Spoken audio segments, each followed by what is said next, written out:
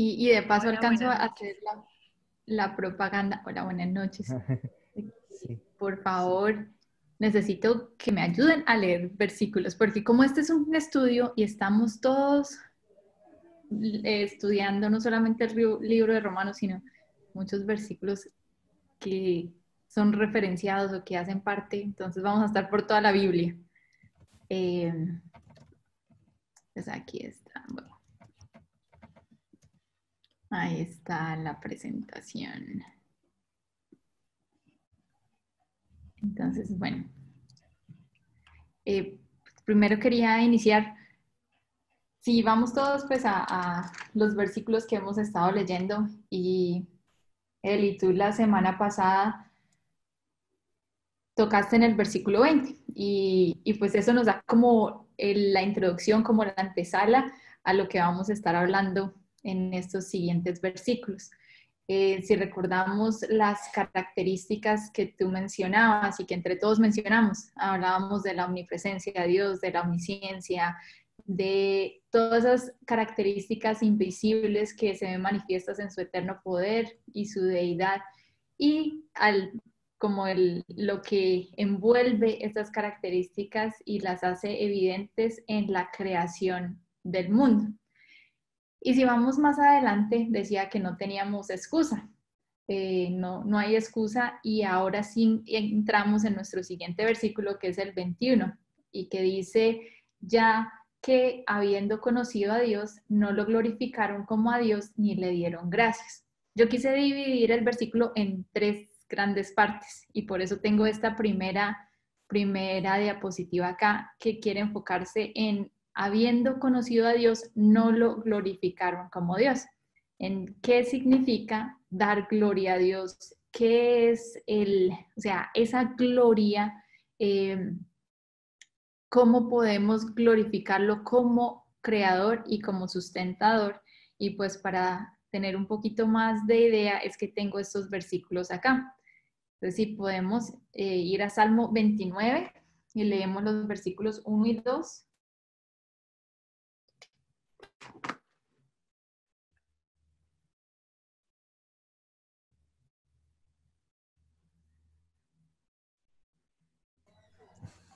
Tienes por ahí cerquita.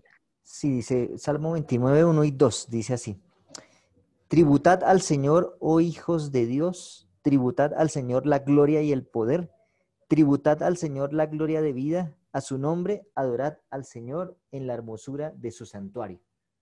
Creo que ese es un versículo que conocemos bien, y me gusta tu versión porque la tuya dice tributar y tributar, tributar y tributar. Mi versión dice dad, dad gloria a Jehová, dar a Jehová la gloria debida a su nombre. Y si vemos, lo repite en, en los dos versículos que leímos, en que nosotros, nuestro deber, nuestra responsabilidad es dar gloria a Dios.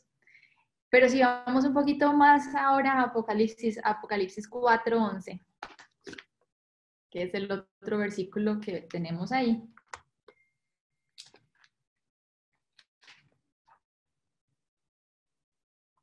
Ahora ya hemos cambiado un poquito de contexto, diferente a lo que está hablando el salmista, porque la orientación del salmista es hacia nosotros directamente. Si nos vamos ahora a Apocalipsis 11, vemos que ya son otros seres los que están ahí también. Bueno, Si quieren, yo... Leo Apocalipsis, Dale, José, gracias. Leo Apocalipsis 4:11. Señor y Dios, digno eres de recibir gloria, honra y poder, porque tú creaste todas las cosas, por tu voluntad fueron creadas y existen.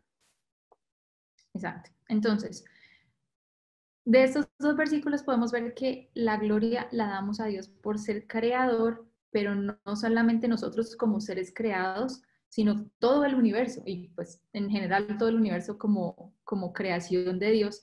En este caso, en el cielo también le dan gloria a Dios, y es constante la gloria, la honra que se le da, porque Él es creador y sustentador. O sea, a través de toda la Biblia y de la historia, si lo ponemos así, la gloria se le da a Dios por ser creador y por ser sustentador. Y aquí encontramos otro versículo, nos devolvemos un poquito ya a nuestro libro de Romanos, a Romanos 11:36.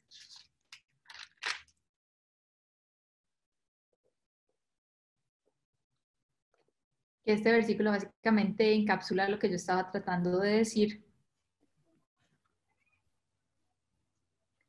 Leo Romanos 11:36. Porque de Él y por Él y para Él son todas las cosas. A Él sea la gloria por los siglos. Amén. Muchísimas gracias. Entonces, ¿cuál es nuestra primera, como el resumen de estos versículos? Es que Dios es creador, sustentador, lo vemos en este versículo, que porque de Él, por Él y para Él son todas las cosas. Y por eso debemos dar gloria. Pablo en este versículo 21 de Romanos nos está diciendo que ellos sabían quién era Dios, conocían por lo que acabamos de leer, que era el Dios creador, pero no le dieron gloria a Dios y no lo glorificaron como Dios. Entonces eso me lleva a mi siguiente pregunta. Y debo confesar que yo cuando estudio la Biblia muchas veces necesito hacerlo lo más práctico posible y cómo lo aplicamos a nuestra vida diaria, cómo lo aplicamos a nuestro día a día. Por eso van a ver mis dos notas ahí que dicen nuestra vida o día a día. Y esta es la pregunta, ¿cuáles son las formas prácticas en las que damos gloria a Dios? O sea, si ya hemos leído que debemos dar gloria a Dios, entonces, ¿cómo lo hacemos en nuestro día a día? ¿Cómo lo hacemos en nuestra vida? Y pues la pregunta, ya que todos somos del club de estudio, es para todos. Así que los escucho. Hay una cosa que es cuando, o sea, dice la gloria de Dios es el carácter, también tiene que ver mucho con la gloria de Dios. Y lo relaciono mucho porque ahora dice que la ley refleja el carácter. Así que darle gloria a Dios también es obedecer sus mandamientos, es obedecer lo que Él nos pide, lo que Él por amor nos da, eso es darle gloria a Dios, es a creerle prácticamente, tener fe.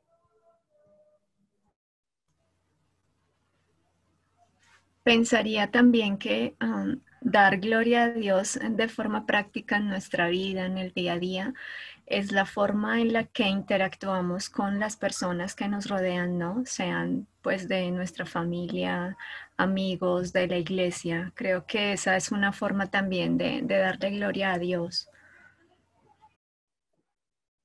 Hay dos textos en los evangelios que confirman lo que yo y lo que esto, se me olvidó el nombre.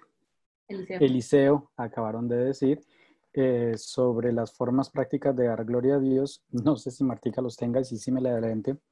Uno está en Mateo, el capítulo 5, el versículo 16. Mateo 5, 16, el contexto, Jesús está iniciando el que para mí es su mayor presentación que hizo en los evangelios. Si yo tengo que titular todos los sermones que dio Jesús, para mí sin duda alguna y por encima de Mateo 24 está Mateo 5. Y luego de dar las bienaventuranzas, él compara a sus discípulos primero con la sal y luego con la luz. Si bien en Juan dice que la luz del mundo es Jesucristo, aquí en Mateo habla que la luz del mundo somos nosotros, sus discípulos, y usa la palabra gloria. Mateo 5:16 dice, así alumbre vuestra luz ante los hombres, para que vean vuestras buenas obras y den gloria. Otras versiones dice, y glorifiquen, es básicamente lo mismo, a vuestro Padre que está en los cielos.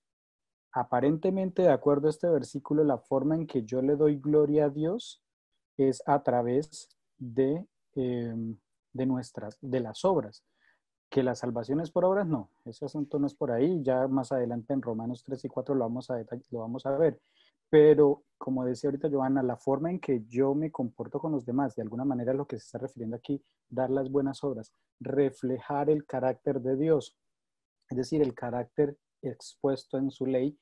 Eso es, de acuerdo a Mateo 5:16, lo que significa dar gloria a Dios. Y el segundo, bueno, el segundo sí lo tiene en la lista, es Juan 15:8, entonces no lo voy a leer, pero es básicamente, dice, es más o menos está parafraseando Mateo 5:16, o sea que de alguna manera la relación de la gloria de Dios es las obras. Y permítame, Martica, un minutico más. En el Salmo 8, cuando el salmista, no sé si es David, está narrando la creación del hombre, si es David, en el versículo 5 dice, hablando de la creación del hombre, lo hiciste poco menor que los ángeles, lo coronaste de gloria y de honra. Es decir, Adán reflejaba la gloria de Dios. Lo que hacía reflejaba la gloria de Dios. Y este versículo está en Génesis, solo que en Génesis no usa la palabra gloria. En Génesis 1, 25 y 26 lo que dice es, hagamos al hombre a nuestra imagen. No voy a entrar a detallar o a decir si se está refiriendo a una imagen física o espiritual, pero lo que estoy seguro es que el principal objetivo de Dios al crear al hombre era que el hombre reflejara o fuera una imagen del carácter de Dios. En el Salmo 8, en lugar de decir, creado a su imagen, lo que dice es, lo llenaste de gloria. Es decir, el hombre reflejaba la gloria de Dios. Otro ejemplo es Moisés cuando baja del monte después de estar mucho tiempo con el Señor y de conocer su carácter.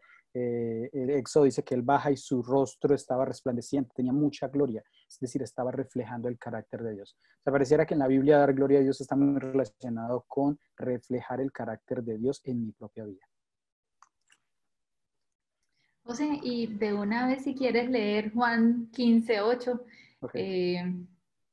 Ya que lo mencionaste y lo comentamos. Sí, dice Juan 15:8, en esto es glorificado mi Padre, como Mateo 5, en que llevéis mucho fruto y que seáis mis discípulos.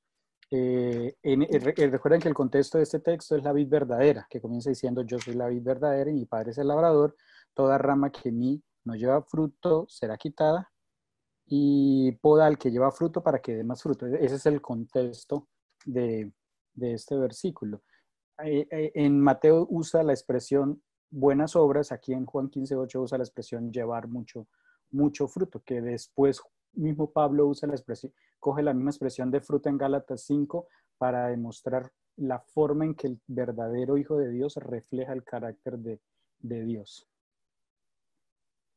Y que si vamos un poquito más allá y miramos el versículo 9, cuando estudiamos la vida verdadera se está haciendo un paralelo y se hace un paralelo con amar, porque el versículo 9 ya nos está hablando de permanecer en mi amor, que eso es, o sea, si cuando llevamos frutos hace parte de permanecer en ese amor.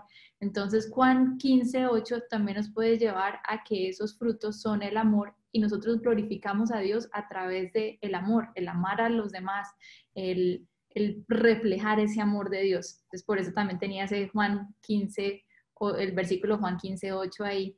Pero me quiero volver a los otros dos también, y gracias José, de paso, para revisar otras dos formas, no son las únicas, son simplemente buscando formas prácticas en las que nosotros damos gloria a Dios.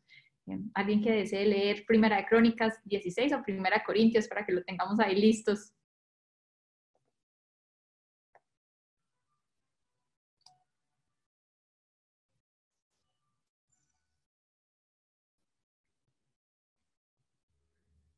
Si quieren, pues yo tengo aquí Primera de Crónicas 16, ya lo tengo y...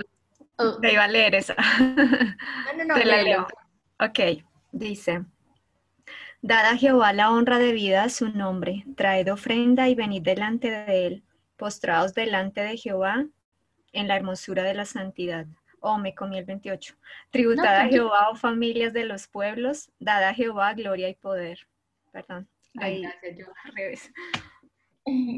Este versículo, ¿por qué lo traigo a colación? Y es porque dice que nosotros damos gloria y honra a Dios cuando traemos ofrendas. Y estas ofrendas hay un versículo en la Biblia que no debemos ir a la iglesia jamás sin ofrenda. Nuestra adoración a Dios también está en nuestra fidelidad. Y sé que esto lo estudiamos en mayordomía y cada vez que hablamos sobre los diezmos y las ofrendas, pero debemos entenderlo en que damos gloria a Dios cuando somos fieles en nuestras ofrendas y en nuestros diezmos. Y por último tenemos otro versículo que está en 1 Corintios 10:31, que sé que es un versículo muy conocido por todos. Es bueno que lo recordemos.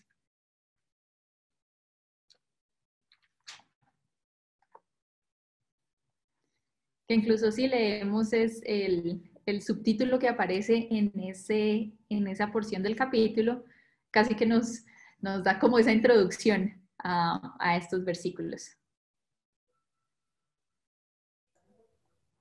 Dice así: así si coméis o bebéis o hacéis cualquier otra cosa, hacedlo todo para la honra y gloria de Dios.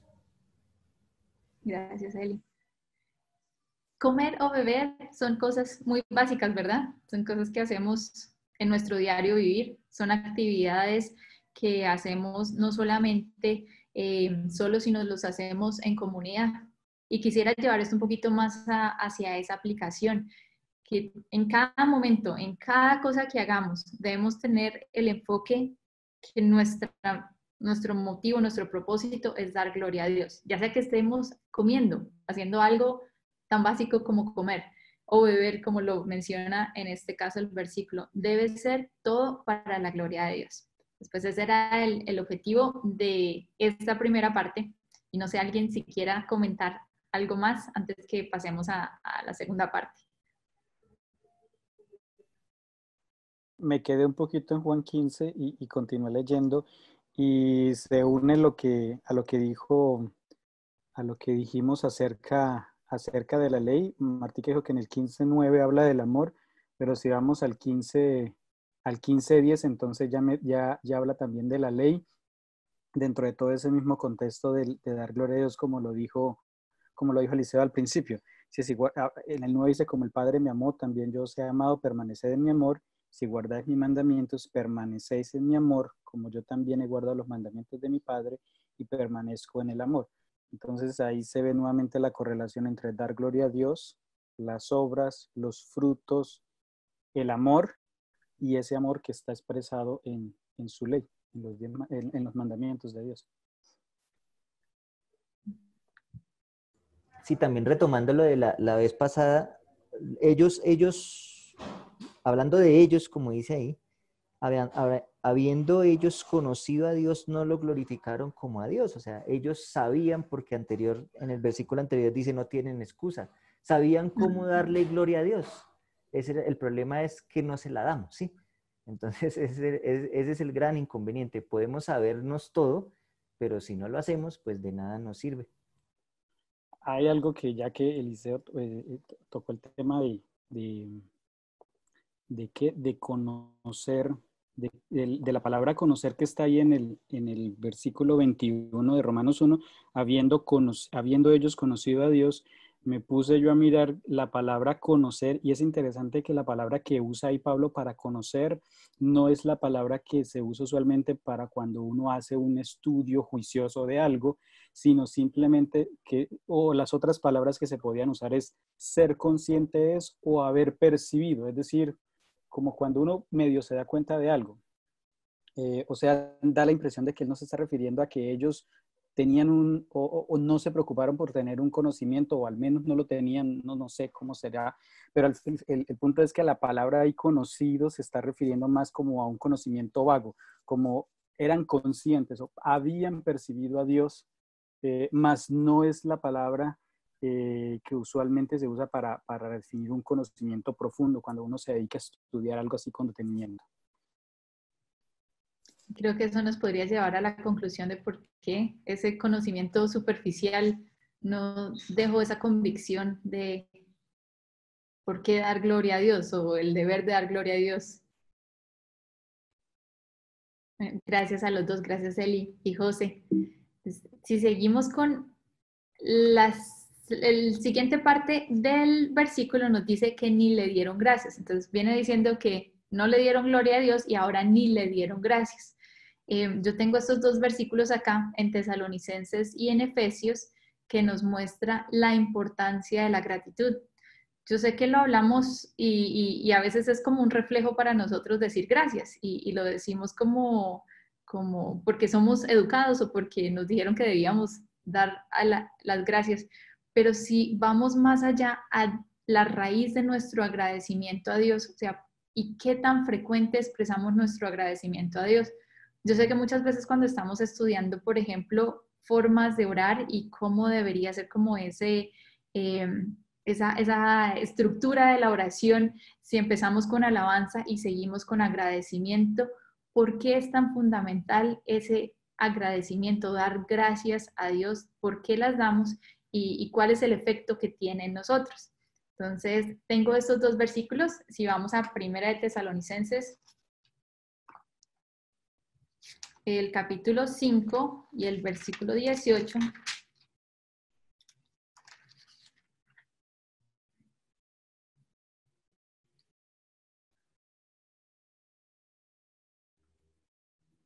Aquí está Pablo nuevamente hablando y dice, dad gracias en todo porque esa es la voluntad de Dios para con vosotros en Cristo Jesús.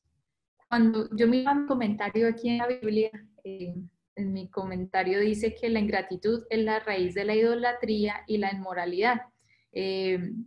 Y me gustó un poquito más lo que decía, aún si no podemos dar gracias por todo lo que vivimos, podemos dar gracias en todo lo que vivimos. Pablo aquí nuevamente nos está diciendo y es una instrucción muy básica, nos dice, dad gracias en todo momento, en cualquier situación, y que esa es la voluntad de Dios para con nosotros. O sea, el Señor desea que nosotros le demos las gracias. El siguiente versículo, si nos vamos a Martica, Efesios, Señor. un detalle en ese texto de Tesalonicense, fíjese que dar gracias está en medio de dos acciones que nosotros consideramos muy importantes en nuestra vida espiritual. El versículo anterior habla de orar sin cesar. Todos estamos absolutamente convencidos que la oración es algo muy importante en nuestra vida espiritual. Y los versículos siguientes, el 19 y el 20, está hablando del estudio, porque dice, no apaguéis el espíritu, no menosprecéis las profecías. O sea, a ese nivel de importancia está dar gracias. O sea, está en medio de dos elementos importantes de nuestra vida espiritual. Luego, dar gracias tiene ese mismo nivel que tanto orar como no menospreciar las profecías. Gracias, José. Y esa es como la introducción perfecta para el siguiente versículo, que es Efesios 5, y que vemos todo el capítulo, pero en especial pues quería centrarme en este momento. Al final, en el 20, nos vamos a devolver al resto de los versículos, a los últimos versículos de esta parte de Efesios 5, pero vemos aquí que dice, y es muy similar al versículo que acabamos de leer, dando siempre gracias por todo, a Dios, al Padre, en nombre de nuestro Señor Jesucristo. Pablo nos manda exactamente el mismo mensaje. Está hablando de dar gracias, dar gracias, dar gracias, y dar gracias en todo, y que las gracias son a Dios, al Padre. Si nos volvemos un poquito, y lo iba a hacer después, pero hagámoslo de una vez, que las formas de dar agradecimiento está completamente ligado a lo que estábamos hablando de dar gloria y alabanza. Podríamos hablar que son tres sinónimos básicamente, porque se hace a través de salmos, de himnos, de cánticos, y cuando alabamos al Señor le damos gracias, le damos gloria. Entonces, eso me lleva a una pregunta que es una pregunta básica, y es la pregunta que quería hacer.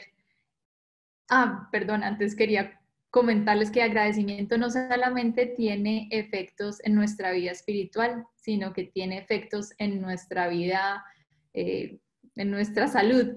Y perdón que no alcancé a traducir esto, hoy ha sido un día un poquito, he corrido mucho.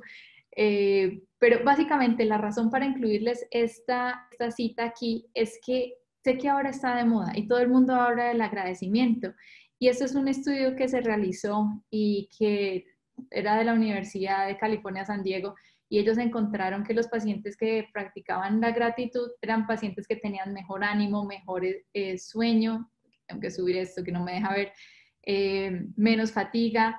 Y es muy interesante esto que habla de los biomarcadores de inflamación. Incluso nuestro cuerpo reacciona a la gratitud en una forma que fisiológicamente empieza a cambiar y eso, los beneficios de la gratitud los podemos incluso medir a través de nuestra biología y de los biomarcadores. Entonces, si el Señor nos está dando esta instrucción a través de los múltiples versículos de agradecimiento, porque encontramos a través de toda la Biblia, no solo en los Salmos, sino aquí en el Nuevo Testamento, es porque Él nos creó y sabe que es hasta mejor para nuestra salud, no solamente mental, sino salud física. Pero si nos vamos un poquito hacia el contexto del versículo en el que mostraba que no le dieron gracias a Dios, me surge esta pregunta. Y la pregunta es si pecamos cuando no damos gracias a Dios. O sea, no dar gracias a Dios es un pecado. Y si quiero escucharlos.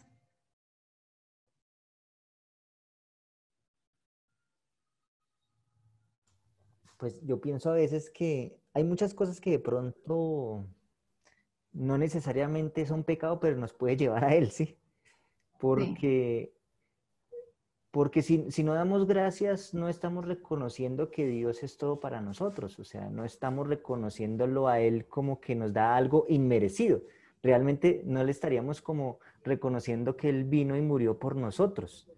Realmente se convertiría en un pecado porque no estamos reconociendo realmente a Dios, sino estamos pensando que nosotros somos todo y no necesitamos de Él absolutamente para nada y no necesitamos de su gracia ni nada y por eso no le damos gracias. Eso pensaría yo. Gracias, Eli. Bueno, pensaría también que podríamos, bueno, pensar que no es un pecado, pero es más como un mostrar quizá allí un defecto de carácter que nos conduciría, como dice Eli, a pecado, ¿no? Porque allí estaríamos como enmarcados en un cuadro de ser muy autosuficientes y orgullosos además, no reconociendo pues que todo proviene de nuestro Padre. Y aprovechando, quisiera compartirles una parte que está en unas meditaciones del doctor George Knight sobre este versículo de Romanos y dice lo siguiente: en un mundo normal, glorificar a Dios en el culto y en nuestra vida diaria sería también normal, la expresión natural del corazón humano. Sin embargo, y este punto subraya el argumento de Pablo en Romanos, que nosotros no vivimos en un mundo normal. Desde los días de Adán y Eva, tanto los hombres como las mujeres se han interesado más en glorificarse ellos mismos que en glorificar a Dios. A menudo la raza humana ha tenido el espíritu de Nabucodonosor, quien proclamó en Daniel 4:30, ¿no es esta la gran Babilonia que yo edifiqué para casa real con la fuerza de mi poder y para gloria de mi majestad? Un segundo privilegio que cada individuo tiene es el de dar gracias a Dios por sus innumerables beneficios. Aun cuando vivimos en un mundo de pecado, podemos agradecerle, por ejemplo, porque nuestros cuerpos funcionan bien, por el milagro de la digestión, por el amor que puso en nuestros corazones para con nuestros hijos. Sin embargo, demasiado a menudo, y una vez más, como Pablo señala, nos olvidamos de agradecer al dador de todos los bienes. Gracias, Joa. Sí, Josmari, ahí vemos tu manita. Justamente cuando estábamos leyendo este versículo con respecto a las gracias, me estaba recordando de también otro texto que aparece en Romanos con respecto al que obra. Dice, al que obra no se le cuenta el salario como, o sea, como gracias, sino más bien como deuda, ¿sí? Y cuando nosotros no presentamos a Dios nuestra gratitud, es como si nosotros mereciéramos las cosas que Él nos da.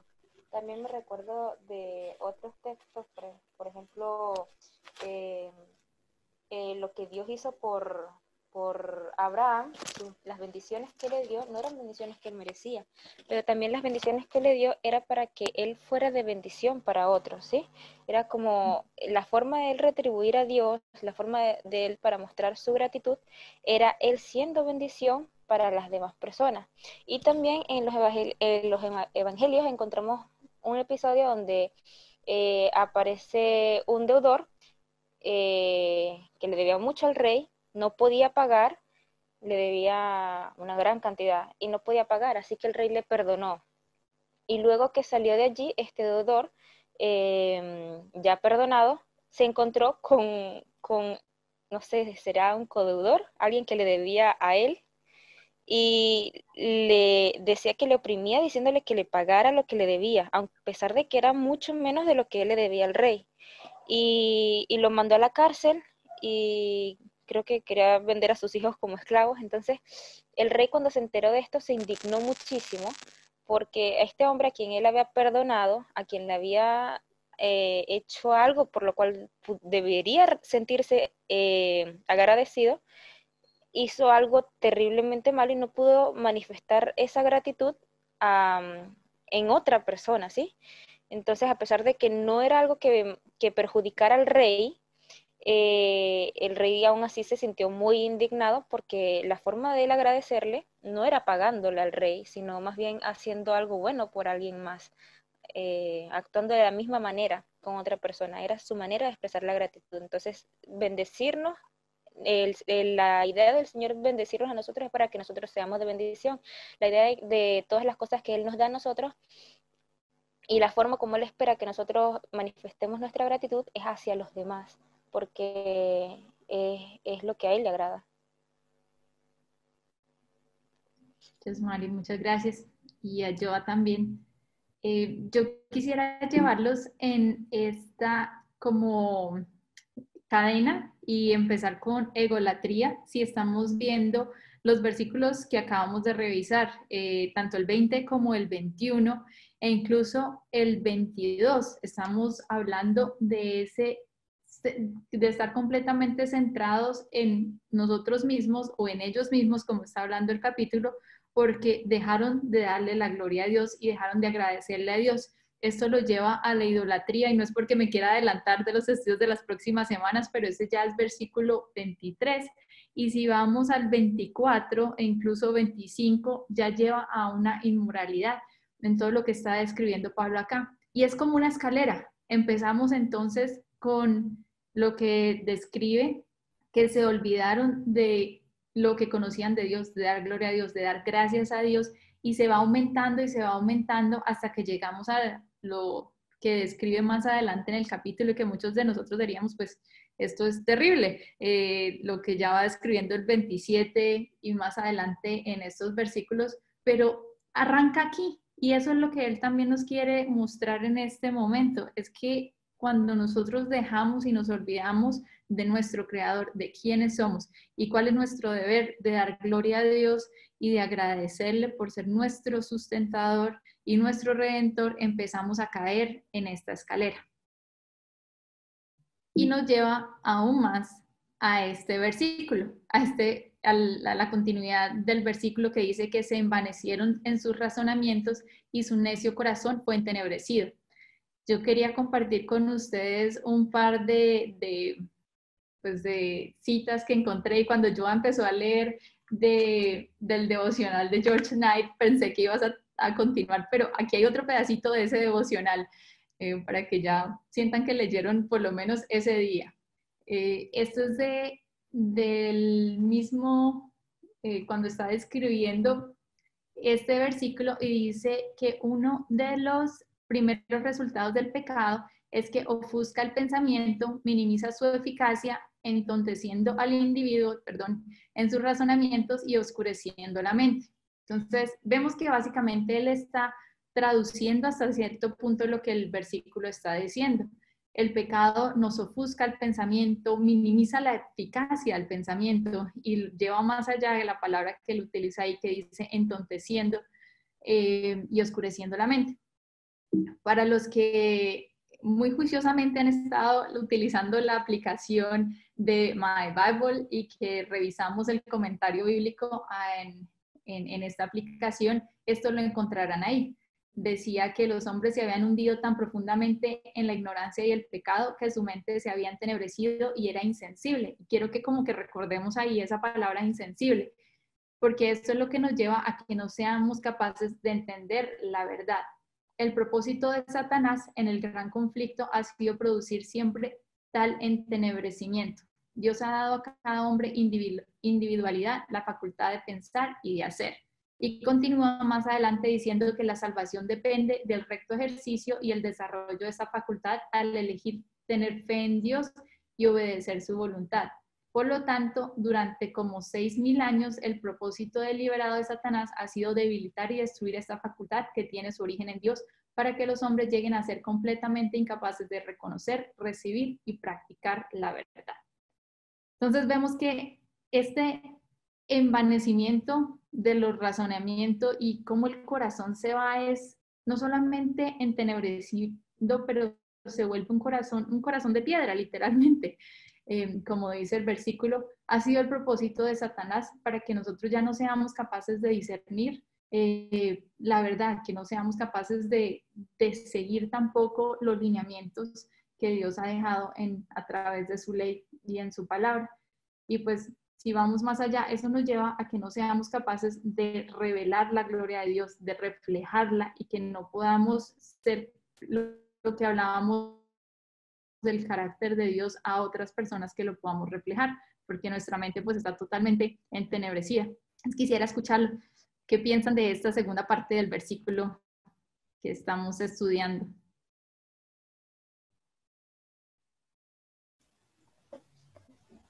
Bueno, quisiera acotar allí cuando tú haces mención de lo que dice allí, que los hombres se habían hundido tan profundamente en la ignorancia y el pecado, que su mente se había entenebrecido.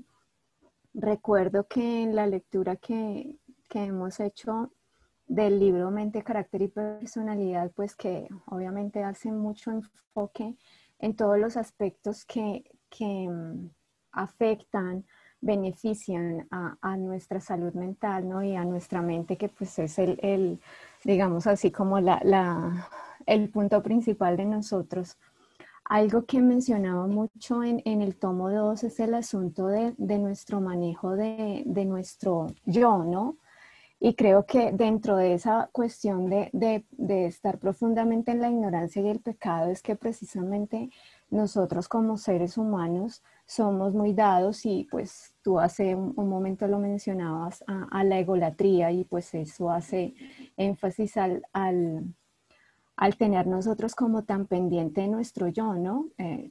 Es como una artimaña que Satanás nos coloca, que se mezcla un poco como con la autoestima, pero que se desenfoca cuando ya empezamos a colocar nuestro yo y nuestras prioridades aún así por encima de lo que Dios nos dice. Entonces este también es como un punto bien importante, porque cuando nosotros nos enfocamos en nuestro yo, decía allí el libro de Mente, Carácter y Personalidad, en el capítulo de las dudas precisamente, que es como cuando nosotros nos subimos a un barco que está agujereado. ¿Y de qué nos sirve a nosotros estar en un barco agujereado? Que nosotros debemos tener, nuestro Redentor es el Señor Jesús. Y pues el yo no puede ocupar esa parte, porque pues de nada nos sirve. Entonces es interesante ver cómo cuando uno empieza a hilar tantas cosas que pues el Señor nos deja, uno puede tener más claridad y obviamente desviar ese propósito que Satanás tiene con nosotros, ¿no? Gracias, Joan. Sí, señora. Y eso incluso nos lleva ahora al versículo 22, que habla, ahora, o sea, profundiza un poquito más y dice: pretendiendo ser sabios, se hicieron necios. Es como la consecuencia y la continuidad de lo que estábamos leyendo en el final del versículo 21. Y yo quería hacer este paralelo y devolvernos a Génesis 3, pues todo el capítulo, pero en especial en Génesis 3:6, que conocemos bien la historia de qué es lo que pasa en este versículo.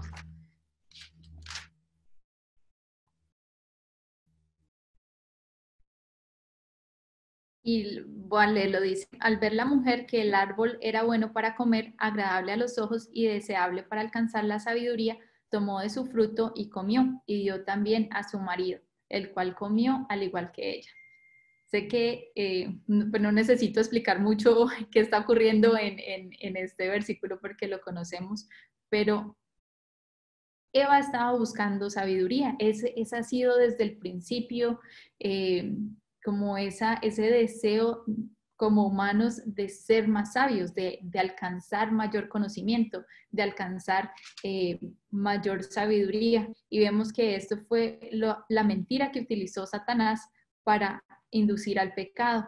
Y lo sigue haciendo a través de toda la historia y lo sigue haciendo con nosotros hoy, con cada uno de nosotros en nuestras etapas académicas y aquellos que tienen como esa afinidad y esa búsqueda constante del conocimiento y de la sabiduría. Es muy fácil caer en esta trampa de ser sabios en nuestra propia opinión, como lo dice el versículo, o incluso buscar la sabiduría del mundo.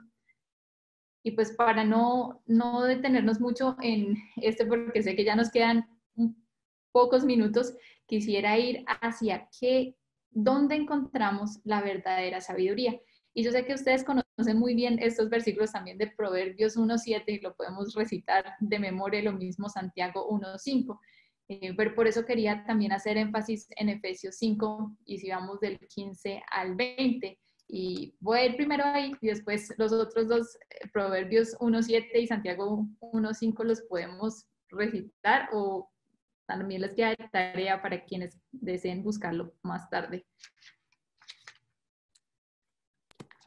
Leo Efesios 5, 15 al 20. Mirad con cuidado cómo andáis, no como necios, sino como sabios.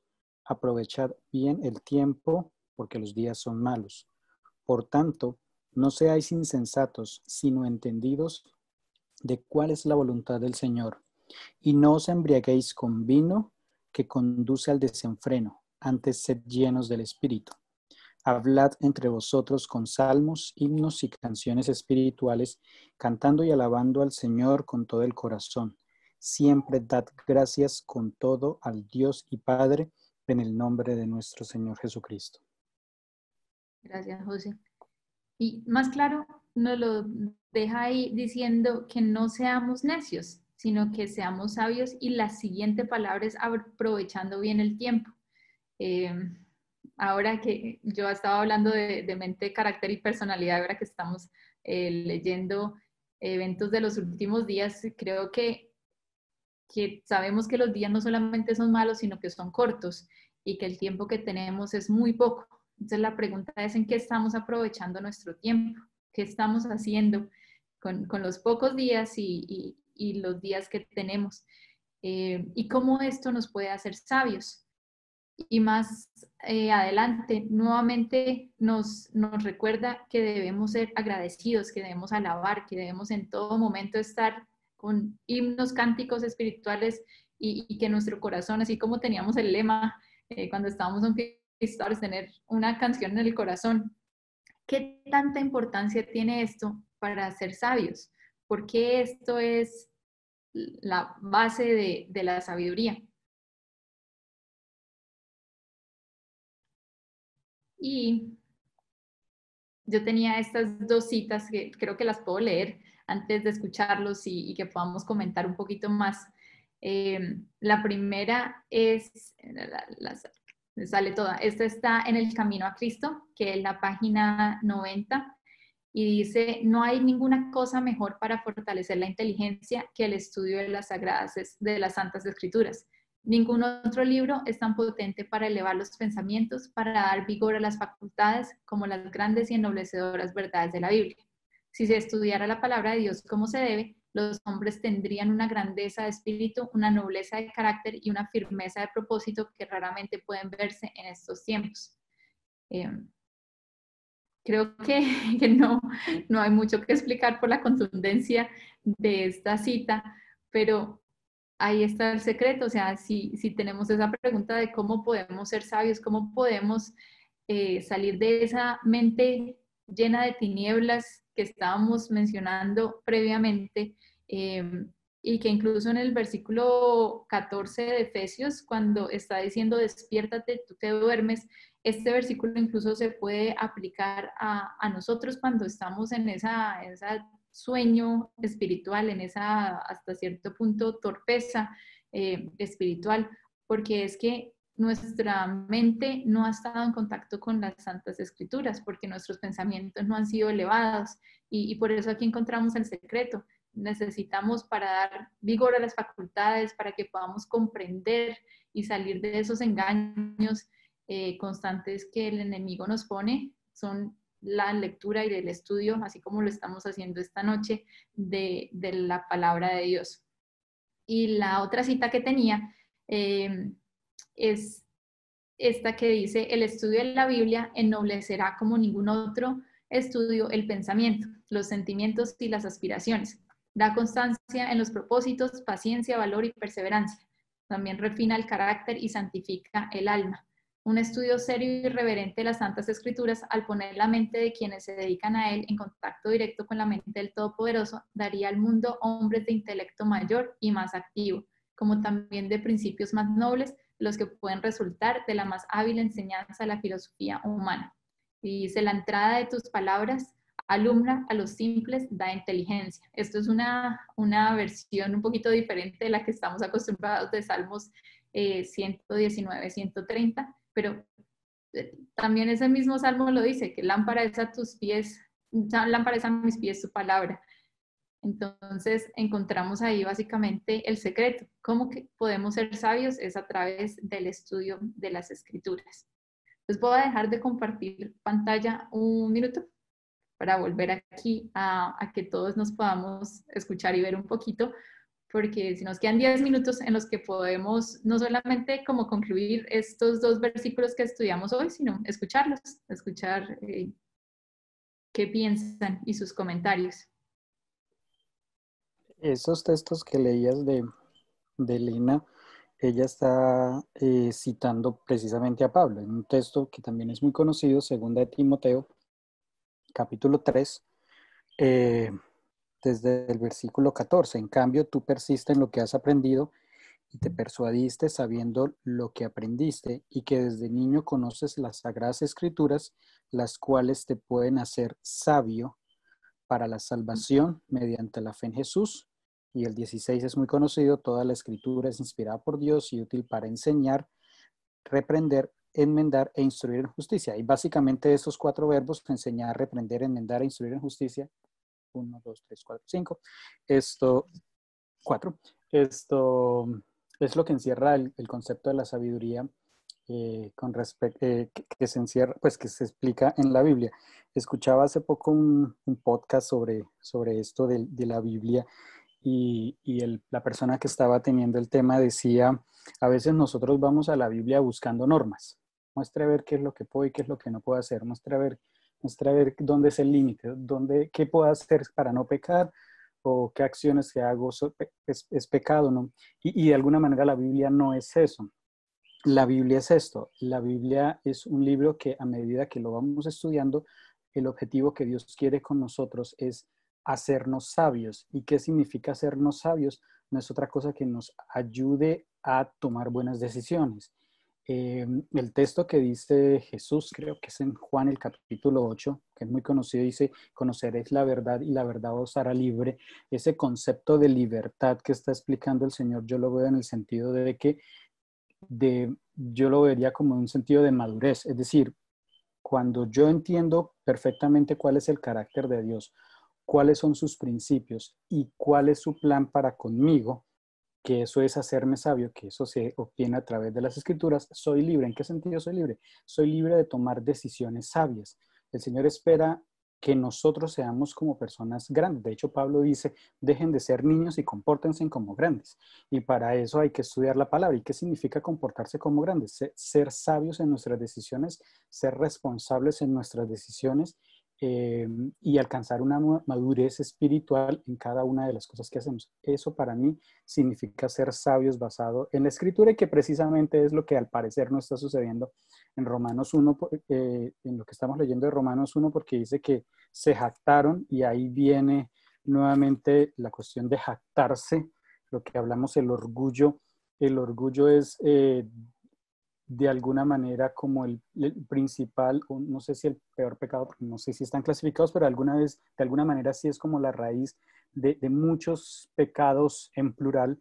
De hecho, sí, me adelanto un poquito, en la lista que está al final de Romanos 1, habla de murmuradores, detractores, homicidas, bueno, en fin, el único pecado, por así decirlo, que se repite es el de ser soberbios. Versículo 30 habla de soberbios y jactanciosos. Es el único que está doble, mostrando el problema del orgullo. La ley de Dios es de alguna manera una oda en contra del orgullo, porque en la ley lo que estoy haciendo es desprendiéndome del yo y centrándome en el otro que es Dios y es mi prójimo.